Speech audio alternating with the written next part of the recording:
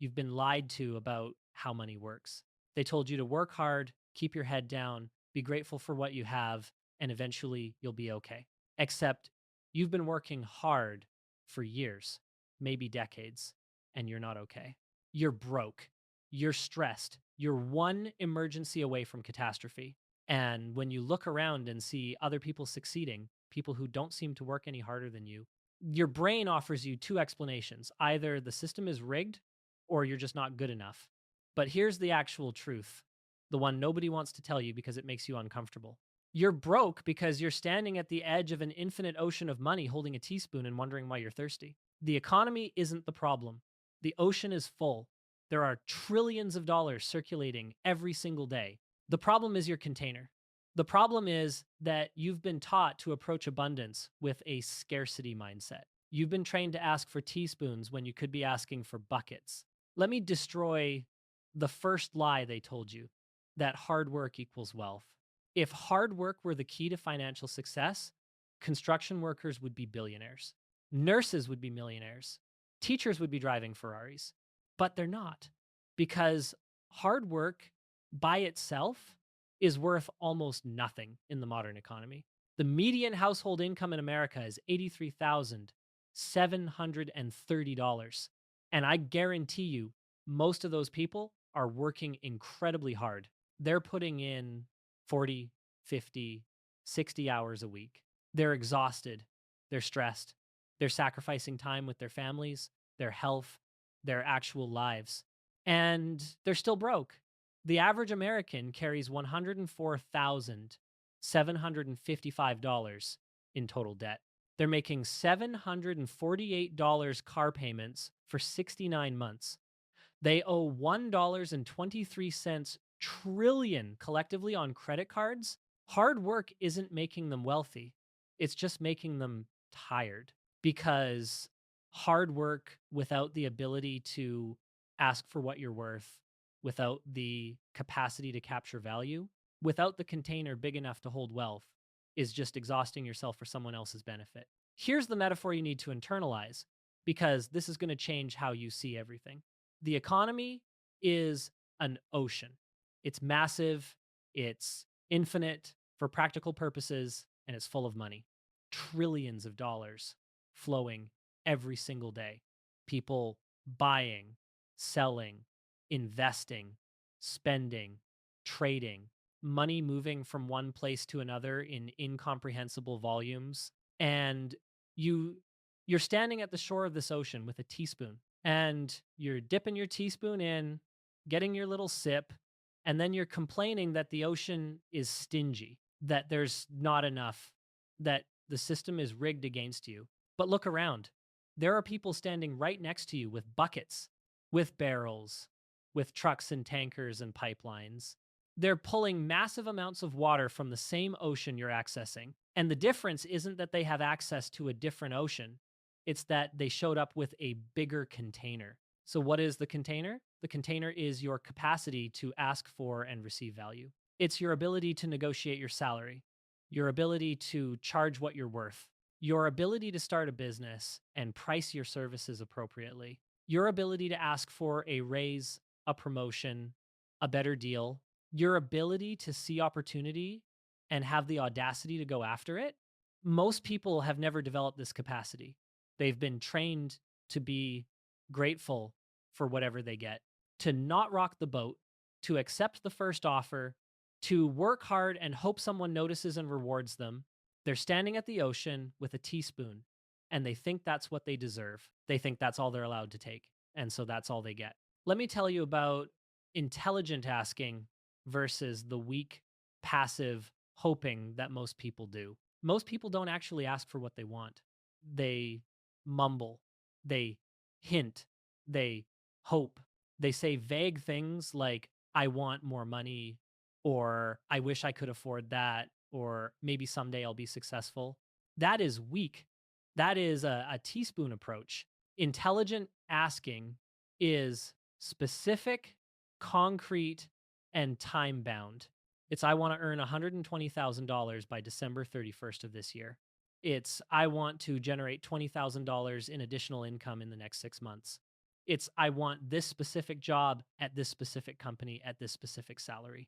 When you ask specifically, when you define exactly what you want, your brain can actually work on the problem. You can reverse engineer the steps.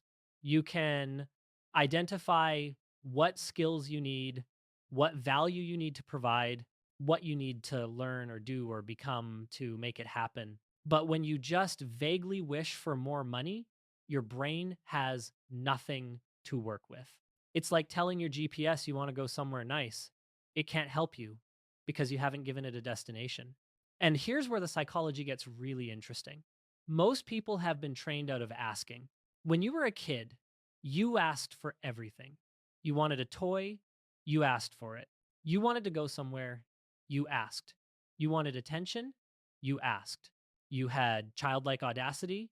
You believed that asking might actually work. So you asked constantly, but then you became an adult. And adults don't ask. Adults are supposed to be self sufficient. Adults are supposed to be grateful for what they have.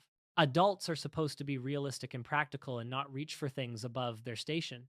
So you stopped asking, you stopped negotiating, you stopped pursuing opportunities aggressively.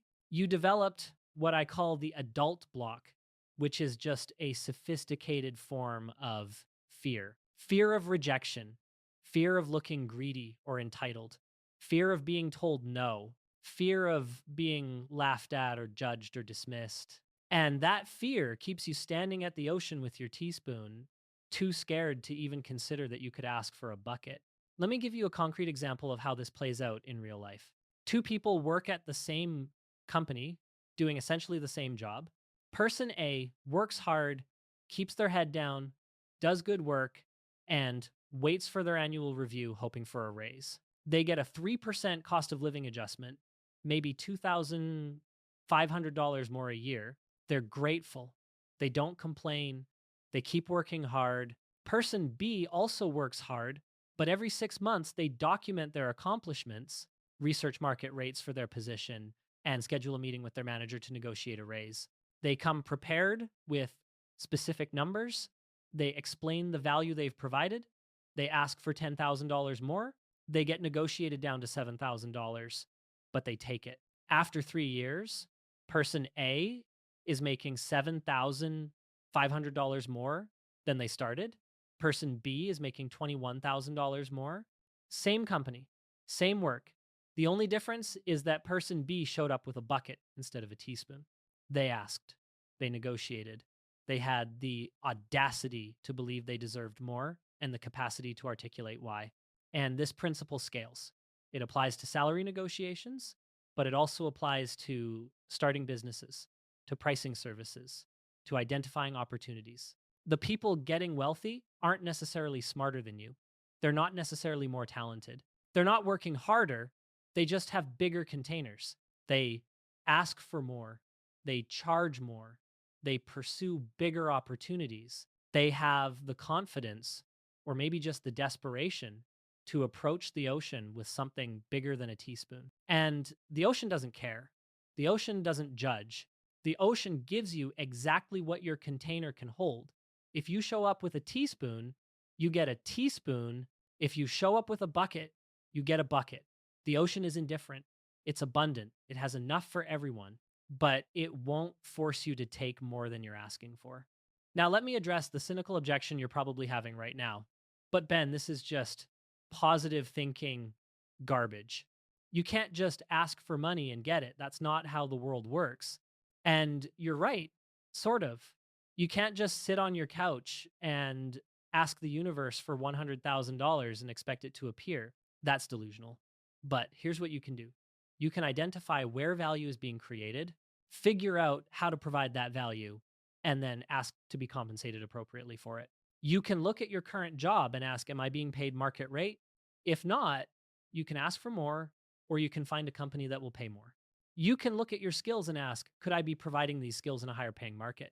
If yes, you can make the switch. You can identify problems that people are willing to pay to solve and build a business around solving them. This isn't magical thinking. This is strategic asking. This is showing up to the ocean with a bigger container and being willing to do the work to fill it. But here's where most people fail. And this is critical. They increase their earning capacity, they get the bucket, they start taking more from the ocean, and then they immediately get a bigger teaspoon to spend it with. They get a raise, so they upgrade their car. They start a side business, so they move to a nicer apartment. They double their income, so they double their spending. And they end up in the exact same position they were before, just with nicer stuff. They're still stressed, still broke, still living paycheck to paycheck because they increased their container for earning, but they also increased their container for spending. And if both containers are the same size, you never accumulate anything. You're just churning money, taking it from the ocean and pouring it right back out. The secret, the actual path to wealth, is to increase your earning container while keeping your spending container small. Show up to the ocean with a barrel and take as much as you can carry, then go home and live like you only took a bucket. The difference, that gap between what you earn and what you spend, that's your wealth. That's your freedom. That's what you invest, what compounds, what eventually buys you out of the system entirely. But you have to do both. You have to ask for more and you have to resist the urge to spend more. And that second part is what destroys most people. Because once you start earning more, the social pressure to spend more is overwhelming. Your peer group changes, your reference point shifts. The things that felt like luxuries become necessities, and you end up trapped at a higher income level, which is somehow worse because now you can't even admit you're broke. You're making $150,000 and living paycheck to paycheck, and you can't tell anyone because they'll just think you're irresponsible. But the truth is, you just increased both containers instead of only increasing one. Let me tell you what happens when you actually implement this. When you develop the capacity to ask intelligently and consistently, first, you're going to be uncomfortable. Asking for raises feels greedy. Negotiating feels confrontational. Charging what you're worth feels arrogant. Starting a business and pricing your services appropriately feels presumptuous. And you're going to want to retreat back to your teaspoon because the teaspoon is safe. The teaspoon is socially acceptable. Nobody judges you for having a teaspoon. But if you can push through that discomfort, if you can develop your asking muscle, something shifts. You start to see opportunities you couldn't see before. You start to realize that most of the limits on your income are self imposed, that the ocean really is abundant, that there really is more than enough. And the only thing standing between you and a dramatically better financial life is your willingness to show up with a bigger container and your discipline to not immediately spend everything you collect. Here's the brutal reality that nobody wants to say out loud. Poverty, in most cases, in modern America, is not a lack of resources. It's a lack of capacity. The median household income is $83,730. That's enough to be comfortable, to build wealth, to achieve financial security, but the average household is drowning in $104,755 of debt, making $748 car payments, and contributing to $1.23 trillion in collective credit card debt. The problem isn't that the ocean is empty. The problem is that people are approaching the ocean with teaspoons and then immediately pouring whatever they collect into a sieve. They haven't developed the capacity to earn more, and they haven't developed the discipline to keep what they earn. So they stay broke, not because the system is rigged, not because there's not enough money, but because they're using the wrong tools and the wrong strategies. So here's your call to action. And this is where you decide whether you're actually going to change or whether you're just going to keep complaining about being broke while doing nothing different. Step one, throw away the teaspoon. Um, Stop accepting whatever you're given. Stop being grateful for scraps. Stop acting like you're not allowed to ask for more. Step two, build a bucket. Figure out what you're actually worth in the market. Research salaries for your position. Learn skills that command higher pay. Identify opportunities that pay better. Develop the ability to articulate your value. Step three, ask. Actually ask. Ask for the raise. Ask for the promotion. Ask for the new job. Ask for the client. Ask for the sale. Ask specifically. Ask confidently. And ask repeatedly. Because every time you ask and get told no, you're building the muscle. You're losing the adult fear of rejection. You're regaining the childlike audacity that believes asking might actually work. And step four, this is the one everyone forgets, don't increase your spending. When you get the raise, when you land the client, when you start earning more, do not upgrade your life. Do not buy the new car, move to the nicer apartment, start eating at expensive restaurants, keep living like you did before, take that extra money, the gap between your old income and your new income, and save it. Invest it. Build your escape fund, build your freedom fund. Build the pile of money that eventually means you don't have to ask the ocean for anything anymore because you have enough stored up to last the rest of your life.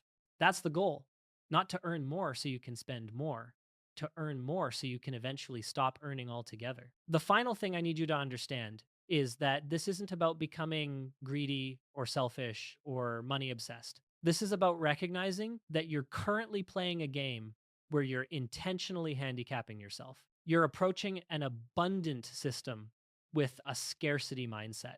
You're limiting yourself for no reason other than social conditioning and fear.